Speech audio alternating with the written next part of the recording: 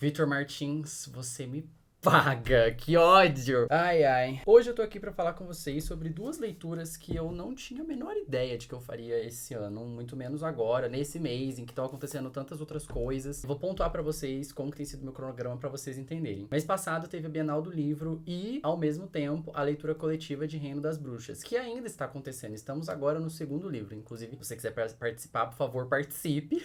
Tem o link na descrição pra você participar, mas é uma leitura que tá acontecendo no Telegram junto da Bárbara Sá. A gente tá lendo os 2 volumes da série. O segundo volume termina agora no finalzinho de outubro. Dia 19 a gente vai fazer a live. E nesse tempo, eu tava focado nesses 2 livros. Porém, eu fiz uma ação com o Esquilo em que eles me deram um audiobook de 15 dias, do Vitor Martins. E depois, quando eu tava terminando o livro, eu fiz uma outra ação com eles, daquele negócio das nozes lá, que agora você acumula nozes, pode trocar por livro e tal. Aí eu aproveitei e trocar por outro livro do Vitor Martins. E eu peguei 2 audiobooks. E aí tá um segredo do porquê que eu li 2 livros agora, inesperadamente. Eu não li de fato, eu ouvi. Na verdade, eu não apenas ouvi. Eu fiz um negócio que...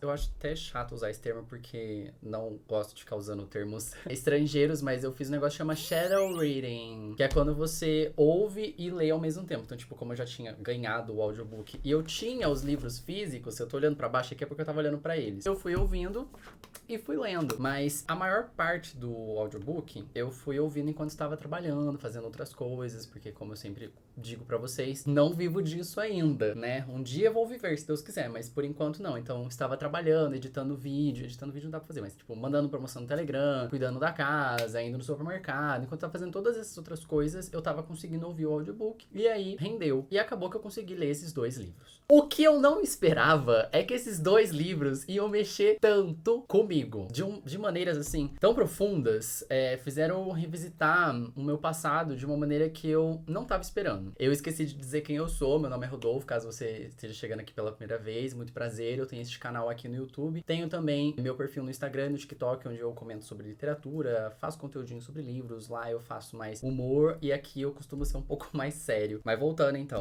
eu comecei lendo 15 Dias, e 15 Dias é este livro maravilhoso que foi lançado em 2017, então a gente já tá com 6 anos de lançamento desse livro. Essa daqui já é edição nova, tem um conteúdo extra que é um texto especial do próprio autor e no final o ponto de vista do primeiro capítulo visto pelo outro personagem, né? Esse livro aqui conta a história do Felipe. O Felipe, ele é um menino novo, ele tem ali seus 16, 17 anos, não lembro agora se é 17 exatos, mas ele tá na escola e ele é um menino gay e gordo. Ele mora só com a mãe, eu não tenho certeza do que aconteceu com o pai, não sei se é mencionado no livro, eu esqueci. Mas o foco é que o contato dele é com a mãe, e a mãe dele é uma pessoa maravilhosa, tá? A mãe dele aceita a sexualidade deles, já conversaram sobre isso, ela é uma pessoa super progressista, que dá ao filho o valor que ele merece, que tenta fazer ele se enxergar da maneira como ela enxerga ele. Só que ele não consegue se enxergar assim. O Felipe é uma pessoa que se auto-sabota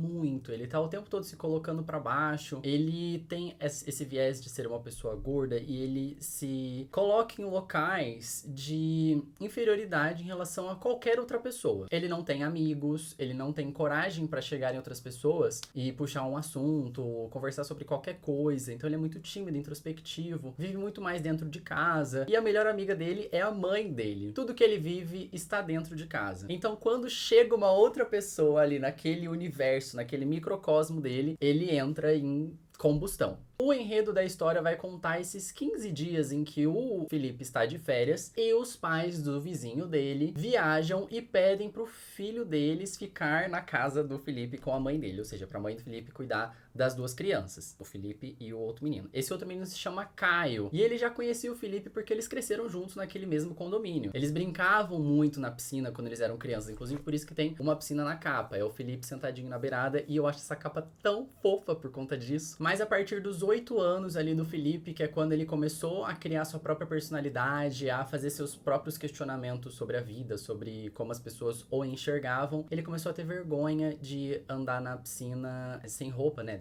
com roupas de banho, no caso, com short e tal, sem camisa, porque isso fazia ele se sentir inferior aos outros meninos, principalmente ao Caio, que era o coleguinha dele, que tava sempre junto com ele, que era um menino magro. Então eles têm esse histórico aí de amizade, mas que passou-se muitos anos em que eles não se conversavam, então eles até se evitavam um pouco no condomínio. Uma das primeiras cenas do livro é o Felipe pegando o elevador, ele encontra o Caio no elevador, e aí fica um climão assim, porque eles não conversam, o Caio tá de fone de ouvido, então fica aquela coisa meio assim, ai, vou tentar dar um bom dia, mas o menino tá de fone de ouvido, eu não consigo conversar com ele. Fica um climão. Mas aí chega o momento deles ficarem juntos e aí eles são obrigados a conviver. E esses 15 dias vão ser muito transformadores na vida de ambos. Não só do Felipe, como também do Caio. Isso porque o Caio, ao longo da história, a gente vai descobrindo mais sobre a forma como os pais dele lidam com ele. Os pais dele não são tão receptivos quanto a mãe do Felipe. Eles não entendem a sexualidade como algo tão natural. Pra eles, qualquer coisa é muito estranho, fora da normatividade. E isso faz com que o Caio seja um menino super protegido. Então eles vão tendo essas trocas e aí o Felipe ele começa a perceber que ele até que tem algo a oferecer pro Caio. Ele tem um certo conforto pra oferecer neste ponto, enquanto o Caio se mostra uma pessoa super tranquila em relação ao Felipe ser um menino gordo e eles passam a conviver ali tranquilamente. Só que é muito legal e ao mesmo tempo traumatizante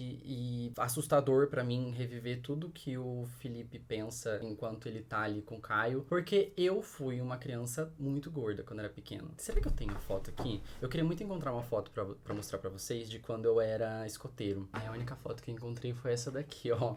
Essa daqui, eu acho que eu tinha uns 5 anos. Eu ainda não tava tão gordinho quanto eu fui quando eu tava com os meus 11, 12, foi o meu auge de peso, quando eu estava muito acima do peso. E isso reverberou durante tanto tempo na minha vida que eu, até hoje, eu tenho dificuldade de me enxergar como uma pessoa magra, sabe? Hoje eu olho no espelho e eu me chamei de gordo por tanto tempo, me coloquei em um lugar que na época eu estava, mas que hoje já não me cabe mais, que eu, não consigo me sentir bem ainda, sabe? E isso que, sei lá, acho que se eu mostrasse como eu estou hoje pro Rodolfo lá do passado, ele, sei lá, ele ficaria feliz? Não sei se ele ficaria feliz, mas ele talvez teria um pouco mais de esperança, sabe? O que é muito triste.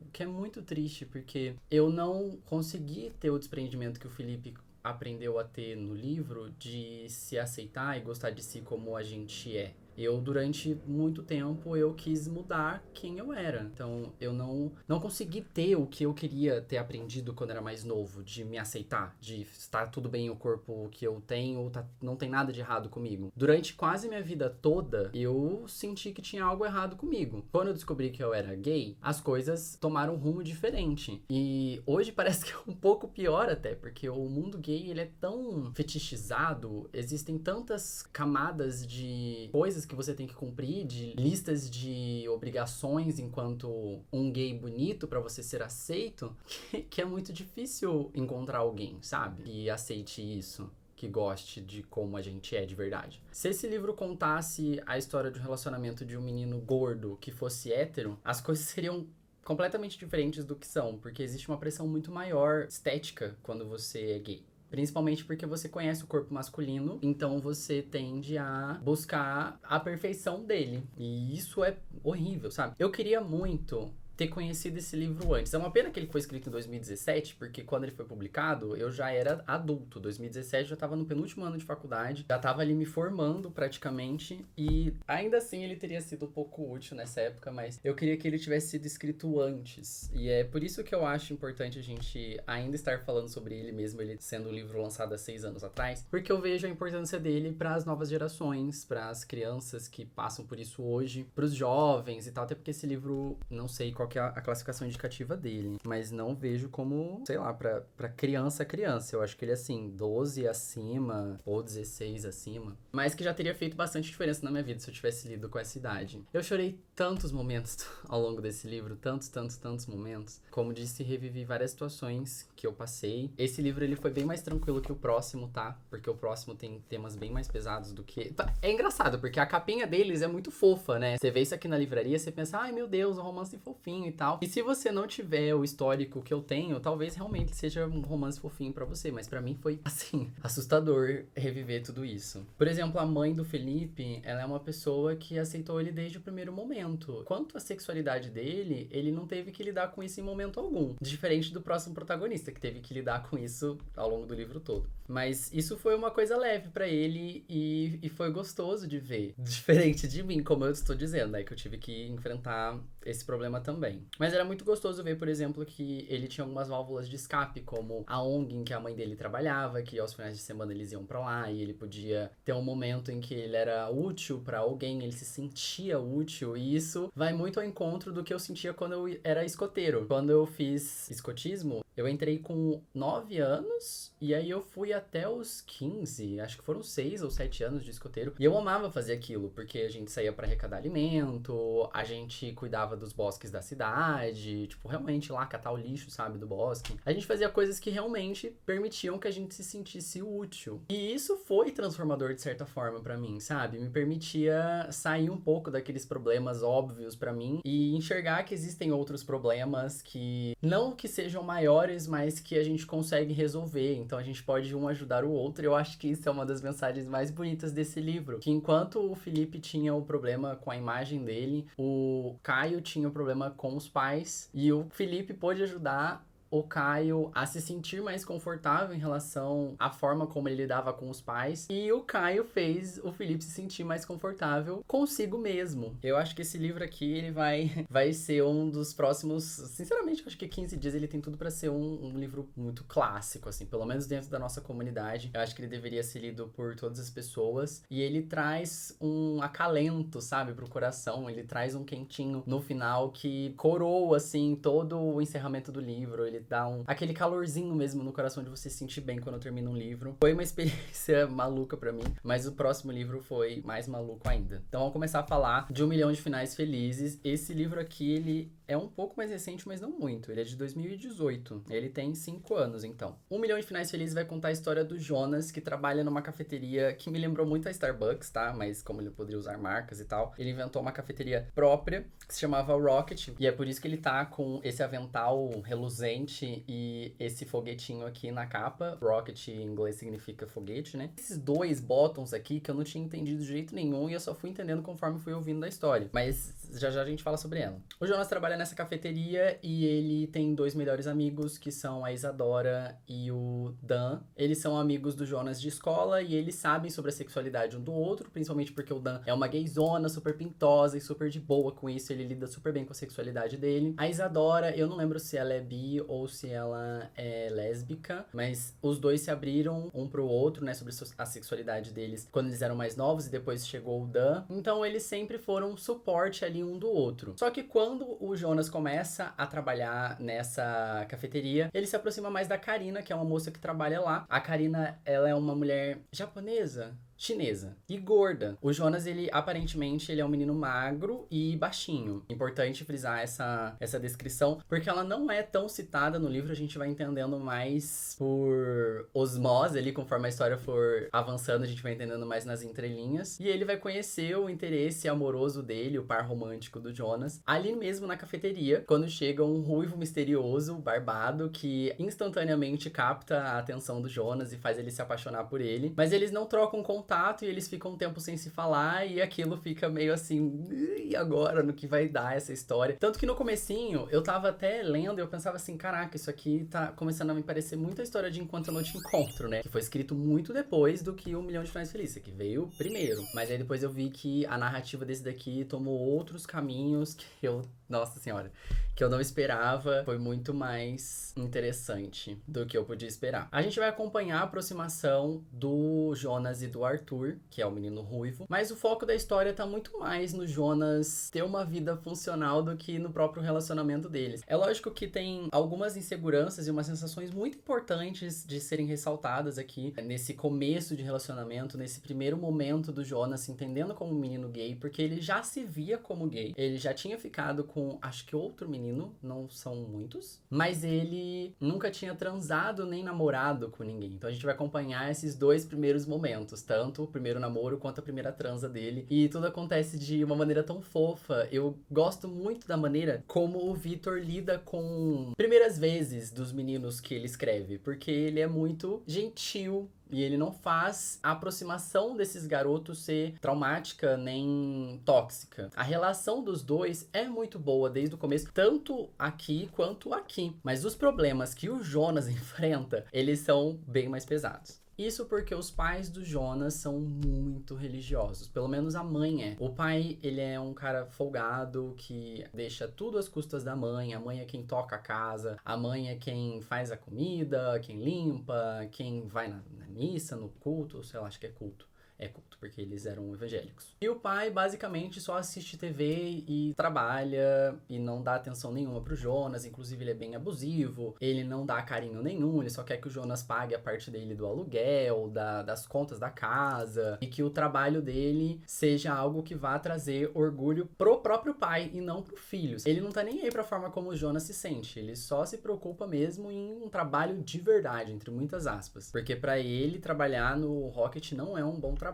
É um trabalho temporário, intermediário e que é como se fosse um subtrabalho pra ele. E justamente por conta dessa configuração familiar, o Jonas não pode se assumir, não consegue, não se sente seguro em fazer isso. O fato é que a narrativa tomou um caminho que eu, sinceramente, não esperava que o Victor fosse permitir. Eu achava que ia ser uma coisa muito mais leve do que ele decidiu enfrentar e conduzir a gente pra dentro dessa história. E no final das contas, eu acabei descobrindo que o Jonas passou por algo muito parecido com o que eu passei, e eu vou falar um pouco mais sobre isso na parte com spoilers que eu começo já já, tá? O que eu posso dizer pra vocês é que 15 dias e 1 milhão de finais felizes conquistaram muito meu coração. Eu com certeza quero ler o outro livro do Victor agora, que é o Se a Casa 8 Falasse. Vou recomendar esse livro pra todos os jovenzinhos que eu puder, pelo menos 15 dias, tá? 1 milhão de finais felizes eu acho que é muito duro e pesado para jovens lerem, por mais que jovens possam passar por isso também com seus 14, 15 anos. A gente nunca sabe como os pais vão reagir a certas coisas, mas ainda assim eu acho que ler 15 dias já é um bom começo e já vai te preparar para alguns possíveis traumas que, se Deus quiser, você não vai passar. Ah, eu esqueci de comentar uma coisa. Eu falei que aqui na capa tem esses dois piratas e eu não expliquei o motivo, né? O Jonas, ele tem o sonho de ser escritor. Ele quer muito escrever a própria história dele. Então, ao longo da narrativa, enquanto a gente tá sabendo a história do próprio Jonas, a gente vai acompanhando uma história que ele está escrevendo, que tem o nome de Piratas Gays, e justamente vai contar a história do relacionamento desses dois caras, que são o Bart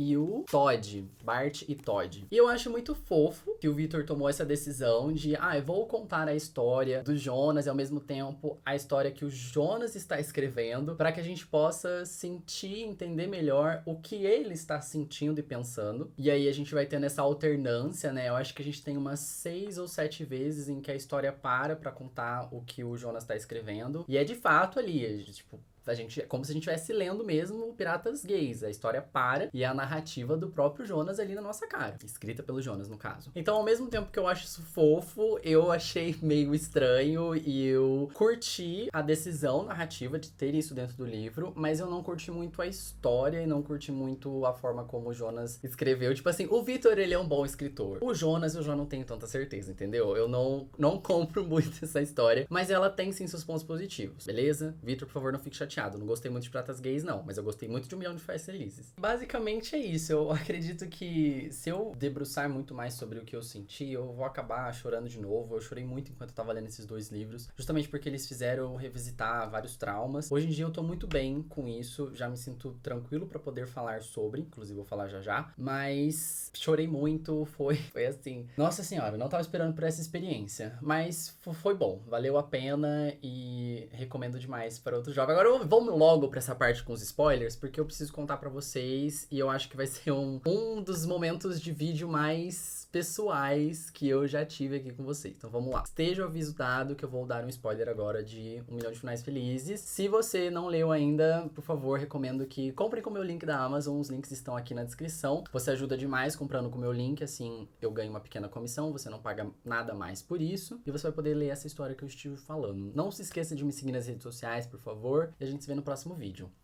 Beijo! Agora vamos pro spoiler de 1 Milhão de Finais Felizes. Acontece que o Jonas, conforme vai vivendo seu relacionamento ali com o Arthur, ele permite um dia que o Arthur leve ele pra casa. Então, quando o Jonas chega em casa, ele se despede do Arthur e aí ele esquece o celular dentro do carro e grita pro Arthur de volta. Aí o Arthur volta e eles dão um beijo. Só que nesse grito que ele deu pra chamar o Arthur, os pais dele ouviram e saíram na rua e viram o beijo dele com o Arthur. E aí, quando o Jonas entra em casa, começa aquele brigueiro, aquele berreiro, aquela gritaria. O pai do Jonas trata ele como se fosse um pedaço de cocô, como se não fosse gente, como se fosse um bicho. E é assustador ver tudo isso, principalmente porque eu tava ouvindo o audiobook nessa parte. Então, o narrador, ele muda a voz dele e é muito brutal a forma como a gente sente aquilo enquanto a gente tá ouvindo. Porque a gente que é gay, a gente ouve isso das pessoas, sabe? E, cara, eu de verdade não tava esperando ouvir isso nesse momento, sabe? Mas o pai do Jonas expulsa ele de casa. Ele toca o Jonas de lá. E isso Cara, isso acabou comigo. Eu não tava esperando de verdade que o Victor fosse pra esse caminho. Eu achava que seria um livro mais leve. Mas não, o Jonas é expulso de casa. E aí a gente acompanha todo o sentimento dele, tudo que ele passa nesse momento. As pessoas que vão acolher ele, que no caso é a Karina, a melhor amiga dele do trabalho. Ele vai morar com ela. O Arthur dá todo o suporte que ele precisa também. Então, isso é muito lindo mesmo. E por que isso mexeu tanto comigo? Agora é o momento de abrir a minha história aqui pra vocês, né? Quando eu me assumi pra minha mãe, eu não tive problema nenhum com ela. Isso demorou muito tempo. No caso, ela me pegou no flagra. Foi de uma maneira até que parecida com o que aconteceu com o Jonas. Mas ela me viu e os meus pais eram separados nessa época. Então, eu contei pra ela, né, por pressão. Mas aí, com ela foi tudo ok. E aí, ela falou assim, você vai contar pro seu pai? Eu falei, tá, eu vou ter que contar, né? Eu conto. Só que aí, passou uma semana, outra semana, e eles eram separados na época. Então, eu não tinha ele dentro de casa. Ele morava em outro lugar. E aí, até eu ter a oportunidade de estar no momento com ele de boas e poder contar, essa situação demorou um tempo. E a minha mãe ligou pra ele e contou pra ele. Então, eu não saí do armário pro meu pai. Eu fui tirado do armário pro meu pai. Essa situação foi muito diferente do que eu esperava que seria. E não fui expulso de casa. Mas eu fico pensando como seriam as coisas se meus pais fossem casados, sabe? Eu acho que o clima seria completamente diferente, a situação seria totalmente outra, mas eu não fui expulso de casa por ele. Eu fui expulso de casa por outra pessoa um tempo depois. E por um motivo que eu acho bem parecido. Há um tempo atrás, se você me acompanha no Twitter também, eu fiz um tweet sobre um bendito chá de panela que a minha prima tava fazendo, e esse tweet viralizou, foi parar em sites de fofoca, saiu completamente do meu controle, e pessoas que nunca me conheceram viram aquele tweet e começaram a comentar sobre chá de panela e tal. Não era mais sobre mim, então eu tava tranquilo em relação a isso, mas isso reverberou muito na minha família. E essa situação trouxe à tona muitos sentimentos do passado, justamente porque tempos depois dos meus pais se separarem, eu precisei morar com a minha avó, porque a minha mãe foi morar com meu padrasto, meu pai morava em outra cidade. E assim, eu quero que vocês entendam que meu pai é a melhor pessoa desse planeta inteiro, tá? Hoje a relação que eu tenho com ele é maravilhosa. Meu pai, ele me ajuda, me dá suporte em absolutamente tudo, mas nessa época ele morava numa casa muito pequena, em que só tinha um quarto, não cabia gente. Eu estudava numa outra escola na minha cidade, e ele morava em outra, onde eu tinha bolsa de estudo, então não compensava eu sair pra ir morar com meu pai, mesmo que por mim estaria tudo bem eu morar nesse quarto com ele, mas a gente decidiu que eu deveria continuar naquela cidade por conta dessa bolsa. Tava também terminando meu ensino médio, então precisava focar em vestibular e tal. Lógico que toda essa situação me destabilizou horrores, né? E tanto que eu não fiz uma faculdade federal, por mais que eu tenha passado numa faculdade estadual, não consegui ir. Enfim, mas isso é papo para outro dia. O que aconteceu é que eu fui morar com a minha avó. E nesse momento que eu fui morar com a minha avó, eu fiquei quase um ano lá até eu terminar o segundo ano do ensino médio. Nessa época eu até tinha o Tríplice Literária. Nossa, cara, o Tríplice já existia. O Tríplice era um canal que eu tinha antes de ter esse daqui, mas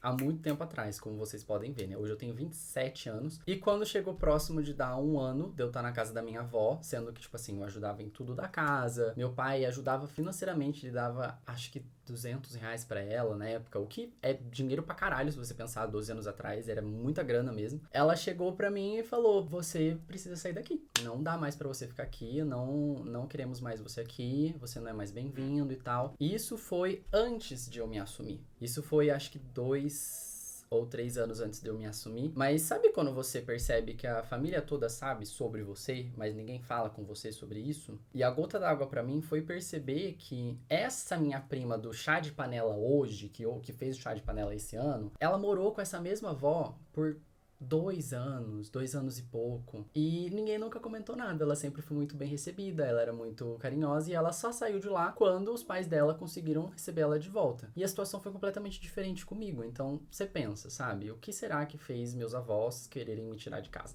Entende? É lógico que essa questão é muito mais profunda do que eu vou conseguir expor aqui em alguns minutos, mas essa situação foi a que aconteceu e é assim como eu enxergo ela. Hoje em dia, já conversei com a minha avó sobre isso, a gente se dá super bem, mas é aquilo. Essa mágoa, ela existe. Ela tá aqui ainda e, tipo, ela não vai passar, sabe? É um aprendizado que a gente tem pra vida. A gente vai ser tratado de maneiras diferentes. Não é todo lugar que a gente vai ser bem-vindo. Mas a mensagem final desse livro, que é o que me tocou muito, é a gente encontrar a nossa verdadeira família, sabe? Encontrar as pessoas que nos recebem como gente, entende? Que nos tratam bem, que gostam da gente. E hoje eu me vejo muito bem. Hoje eu tenho meus amigos, hoje eu consegui mudar bastante a cabeça dos meus pais, consegui mudar um pouco a cabeça da minha família e consegui reconstruir um pouco do que revirou-se de ponta cabeça da minha família nesse tempo todo, pra eu conseguir encontrar o meu lugar ali. Mas eu sei que muita gente não consegue. Muita gente é realmente expulso e não tem pra onde ir e essa família nunca mais vai procurar ele. Ou quando procurar já vai ser tarde demais. A pessoa já vai ou ter descambado e indo pra um rumo muito sombrio da vida,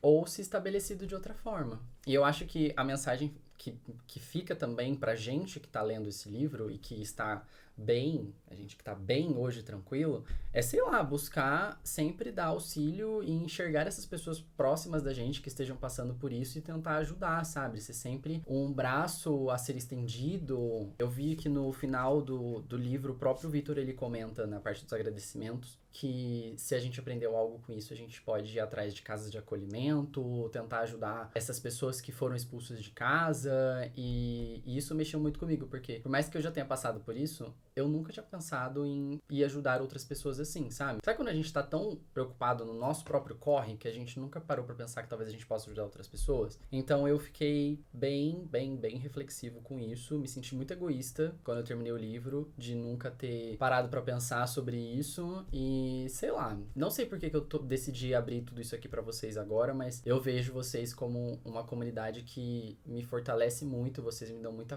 força pra viver mesmo, sabe? Eu me sinto muito acolhido por vocês. Então eu sinto que eu posso ser sincero e abrir o meu coração aqui pro que eu estiver sentindo. Enfim, esse bruto já tá com quase 40 minutos, eu me alonguei muito. Vitor Martins, você me paga por isso, inclusive vai pagar a minha terapia, que eu inclusive nunca fiz, tá, gente? Eu nunca fiz terapia, mas isso não falo com orgulho, eu falo com um pouco de vergonha. Eu acho que eu deveria sim fazer, né?